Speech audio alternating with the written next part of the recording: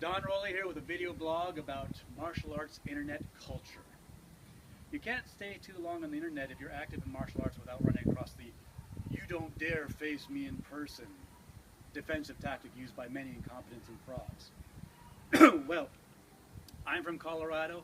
I'm standing here in Lexington, Kentucky, which is a beautiful city, by the way, and I'm going to be doing a Tanto Jitsu seminar on Saturday, Sunday at this location. Now, this is relevant because an hour away from here is a place called Beckley, West Virginia, home to Ron Collins.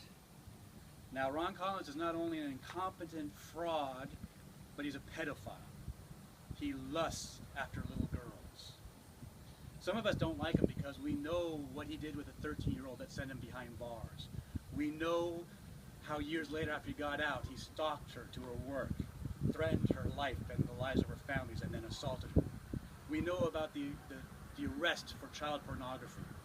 We know about the terrorist threats he made that landed him in jail and then into a mental institution.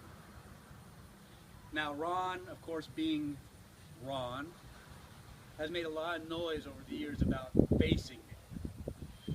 And so I'm here, not only an hour away from where he lives, but this weekend there's going to be an event in Lexington, Kentucky, headed by the BDFS, the Bukkake Dragon Belching Society, which Ron is going to be taking part of. I have made it known that I will be here.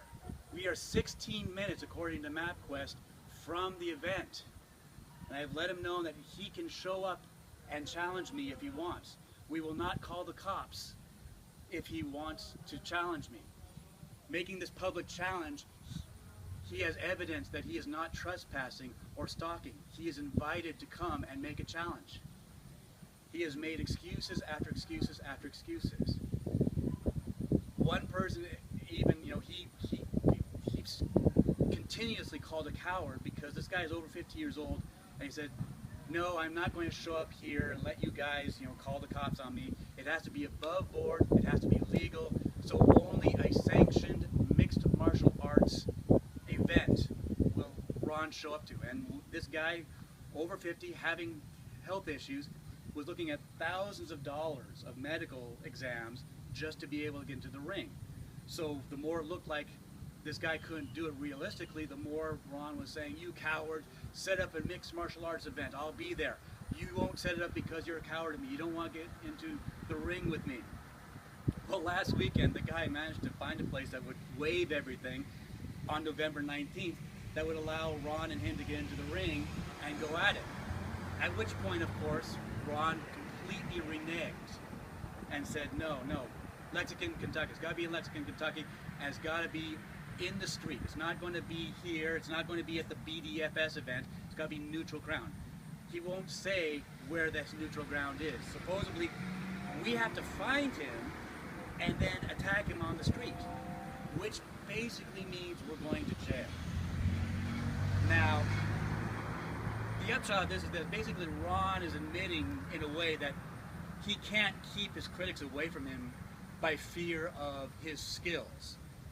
If it got down to it, he's dead. He's going to the hospital. It's no contest between anyone that's going to be here, especially me, and him. If it comes down to a fight, he's losing and losing badly. So he can't keep us away with threats, of being able to beat us up. He's hiding behind the law. He has made it quite clear that if it comes down to a fight, one or both of us is going to jail, and one of us is definitely going to be me if it happens. Of course, this is not that big a deal with Ron. Ron's been in jail almost longer than he's been out of jail during his adult life. When you're that type of person, you kind of have a lifestyle that isn't too dependent on being an upstanding citizen. Most people, if you're in jail on Monday morning instead of at work, you're looking at maybe losing your job. And with an arrest record, it's hard to put that on a resume. Hard to get another job. Ron basically can't keep a job. He lives off public welfare. So that's not a deal. As for relationships, he's 36 years old, never had a girlfriend. No one's going to break up with him because he's gone to jail yet again. And his friends are basically already fine. The friends he has are already fine with him, assaulting a young girl that testified against him. So they're not going to drop him as a friend because he goes to jail yet again. You know, compared like to me, you know, he wants me to go to jail if I fight him. Well, you know, again, I have got a wife and kids. I have a family that I want to go back to on Monday and see. You know, Ron styles himself as a modern ninja and an information gatherer. I've got to assume that he's at least read my blog. 2 weeks ago, I put up a blog basically ranting about a silly Facebook chain letter type thing where people were saying, spread this around to help raise awareness for women's breast cancer. I had problems with it because A, it wasn't really about raising awareness for breast cancer, and B, my wife actually has ovarian cancer. You know, a couple weeks ago I said this. I said in that blog that she's getting ready for a 3rd round of chemo. So really, Ron is betting that because I am not scared of his physical skills, that I will not show up because I want to be there to hold my wife's hand as she goes through chemo. As fun as it is to videotape me humiliating Ron and then posting it on YouTube, that would be used as evidence to keep me from making breakfast for my kids because their mother is too sick to get out of bed in the morning. So yeah, so if Ron shows up here and agrees to sparring, because let's face it, yes, martial arts does have sparring. This is a martial arts event, there could be a sparring. No one would go to jail in that case. Ron would go to the hospital, but nobody would go to jail. If he shows up, then yeah, I'm willing to give him a match.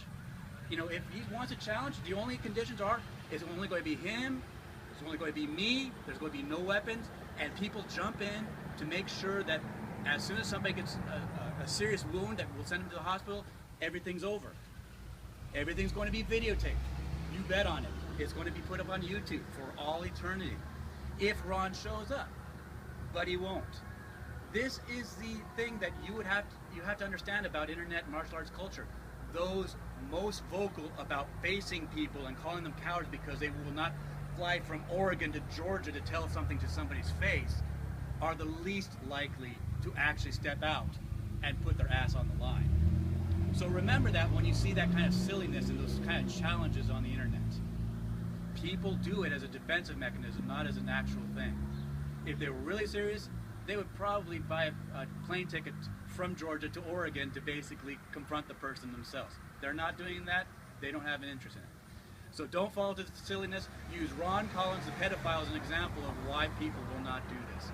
I'll do a write-up on my blog on Tuesday probably about the after effect, but the short version is I can predict right now that Ron will never show up to challenge me at this event.